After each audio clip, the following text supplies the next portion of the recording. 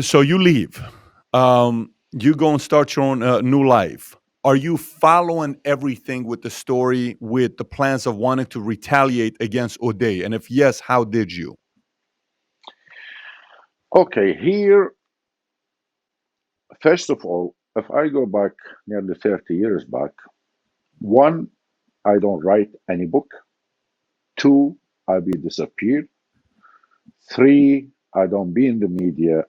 Four, I never say anything about my ex life. And I live my life and I have my passport, my great family, my this. Since the book, I wrote it and I start in the media, my life demolished. Up till now, I'm talking to you, I don't have a life. Even Saddam gone, even Ba'ath gone, even Muammar, Saddam and Uday gone. But another chapter start with another government in Iraq now. Exactly worse what Uday did to me.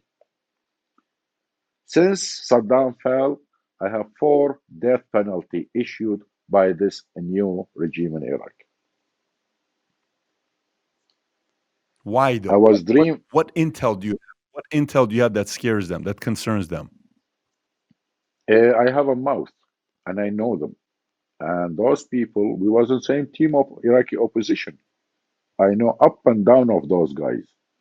What the guy, he was driving my kids, Omar, 27 years ago to school. He become prime minister. You imagine in Iraq, then another one. She was a chef cooking in my house. She become third secretary in Iraqi embassy in Holland.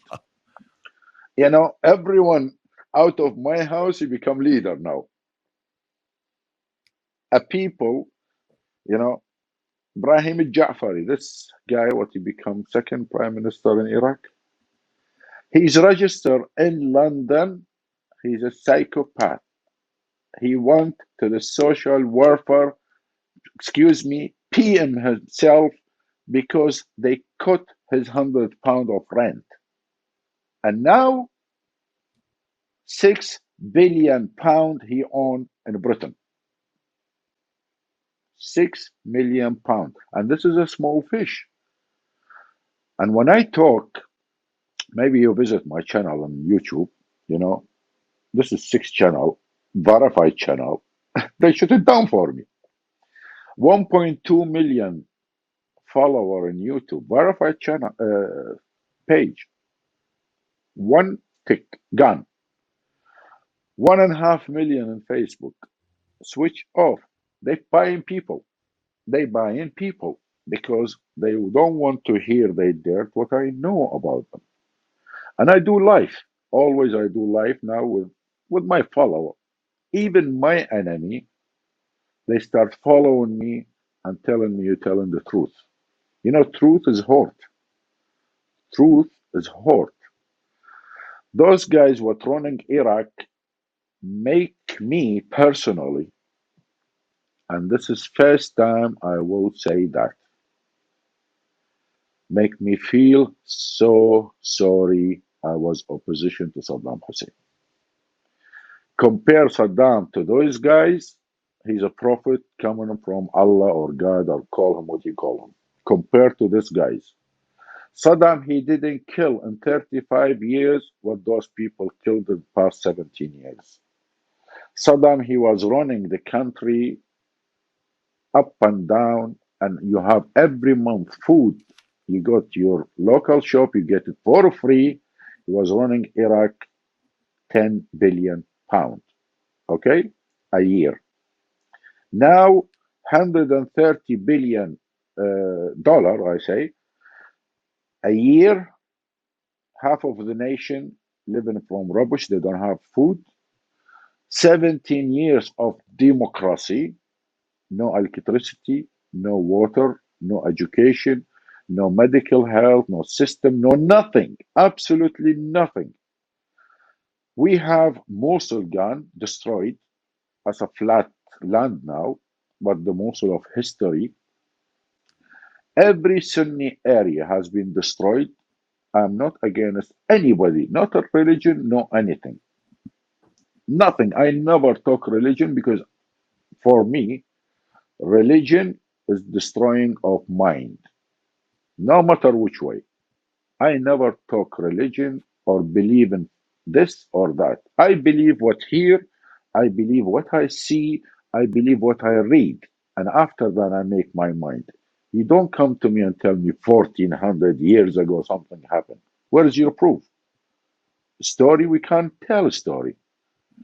Those people, and they are not even Shia, you know, they saying they are Shia, but for me, no, I have a lot of friends Shia. They are nice people. They are educated people. They don't have this hate for other people. You know, I have so much Iranian friends. I have a friend from Japan, from everywhere in the world. I never look at the person, which religion or background common. You know, Latif, even question for you, because sometimes when anytime we do interviews with anybody, we will typically do extensive research, and the team will get a lot of data, and we'll contact some people. Some of the people will say some of the stories you say you over exaggerate, and it didn't have. You have and something. fake Yeah, they're fake and stories. fake. They're not real. It didn't happen. You waited for them to die until you told the story when Uday died, and then you came out. So some of the people are saying that about you. What do you say to people that say none of these things you talk about are true? You've made up. What do you say to them? Three newspaper wrote this. Three of them they are friends to each other. One he start. He's in Ireland. He's not a journalist.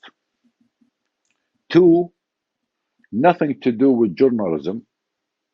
Three, when he wrote the article to The Guardian in Britain, he wrote it as opinion. If you go search of this guy background, he begged me in Ireland to come and do an interview with me, and I welcome him to my home. What is not easy for me to bring somebody to the home, but this guy he been paid to something do it. One, he's not a journalist.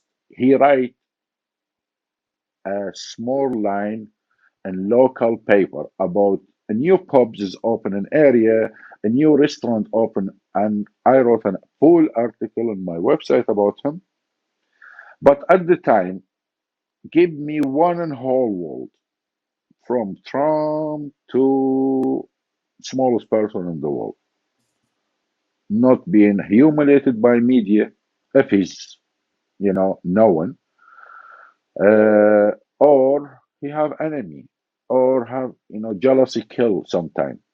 When they saying Latif, nobody heard about him till he wait Uday and Qusay die and Latif coming out. No. In 1993, my Facebook coming out in Vienna by Norca Verlag was a book, 1,000 page. Okay? 1993. This is 10 years early of Uday and Qusay. Yep. When the book come out, I get the first assassination attempt, I think, few weeks later. Second assassination attempt was a bomb under my car, and everything has been documented by the Austrian intelligence service. But they don't want to say it. Why? Because was an agenda between Iraq and two countries financially was at the time controlling Austria was Iran and Iraq. You know, there was controlling the intelligence service. They have everything in Vienna. Was Iranian government and Iraqi government. At the time, all the Iraqi embassies after the second Gulf War, the invasion of Kuwait, has been shut down, except two, one in Switzerland and one in Vienna. Was international law, and they close everything. They don't have anything. And I was fighting. Okay. In 1994, I get the assassination attempt. In 1995, I get assassination attempt. In March 1995, I come to London running from Austria. I've been shot here but the bullet doesn't come to me. It was one of my guys. Again, Uday personally called me. I was wishing at the time in 95, like we have this technology, you can record by the phone, you know. He said to me, 3rd of July 1995, your dad is here in my office. If you don't stop, you never see your dad again. Here you go. This is your dad. I talked to my dad. The one word said to me, God make my life, God he take it. Not this motherfucker. Okay? This brave man, 4th of July, next day, after 12 hours, I think, no more than that, my father is killed. I paid the price. Until now, I am eating myself because of that. But again, where those people was, okay, when I sit, we can say media can be full, right? Media, they have the resources. And half of the media, they have very good connection with intelligence service.